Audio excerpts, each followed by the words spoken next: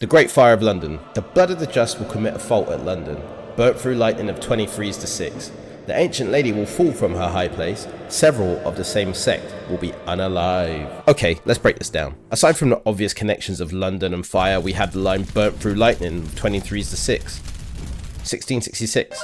Which many scholars think could have been a clear reference to the year having 3 sixes in it. Some people think it was a biblical reference from Leviticus 23:6, as the verses immediately after reference fire and burnt offerings as a sacrifice to God. The ancient lady fallen? That could refer to St. Paul's Cathedral, which was destroyed. The ancient lady fallen could be referencing Henrietta Maria. She was the last Catholic queen consort who died a couple of years after the fire, symbolizing London's new Protestant identity. Another interpretation could be for the city itself, a symbol of economic power that was 80% destroyed. It was forced to change the remains of its ancient narrow wooden architecture for more modern building methods. The French Revolution. From the enslaved populace, songs, chants and demands. While princes and lords are held captive in prisons, these will in the future be headless fools, received as divine prayers. So the French Revolution, peasants got mad, kings got jailed, and a lot of important people got close up and personal with the guillotine. While they weren't enslaved per se, they were massively impoverished and pissed off. Headless fools could literally be a reference to King Louis XVI and Marie Antoinette. But to be fair, if you predict enough revolutions, you're probably going to get one right eventually. The rise of Napoleon. An emperor shall be born in Italy who will cost the empire a high price. They will say he was less a prince than a butcher. Alright, this one's actually kind of solid.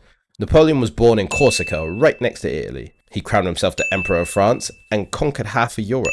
And yeah, butchered a whole lot of people. He bankrupted France with endless wars, sold off huge French territories just to fund battles, and his downfall left France politically and militarily broken. Even though he was one of history's greatest generals, his ambitions cost France everything.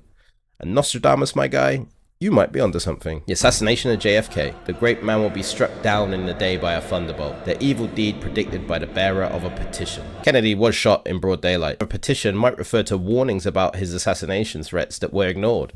It's eerie, but is it prophecy or is it just a sad coincidence? 9/11 terror attacks. The sky will burn at 45 degrees. Fire approaches the great new city. Immediately a huge scattered flame leaps up. This one is one of the most debated. Great new city? Could be New York, sky will burn, planes hitting the Twin Towers. Then again, the prophecy doesn't mention a year, place or group. So these were the times that Nostradamus might have actually called it right. Wars, assassinations, even cities burning to the ground. But here's the thing, what if he's not done? Because there are still prophecies, ones that haven't happened yet, but some say we're getting close. And if he was right before, you might want to know what's coming next.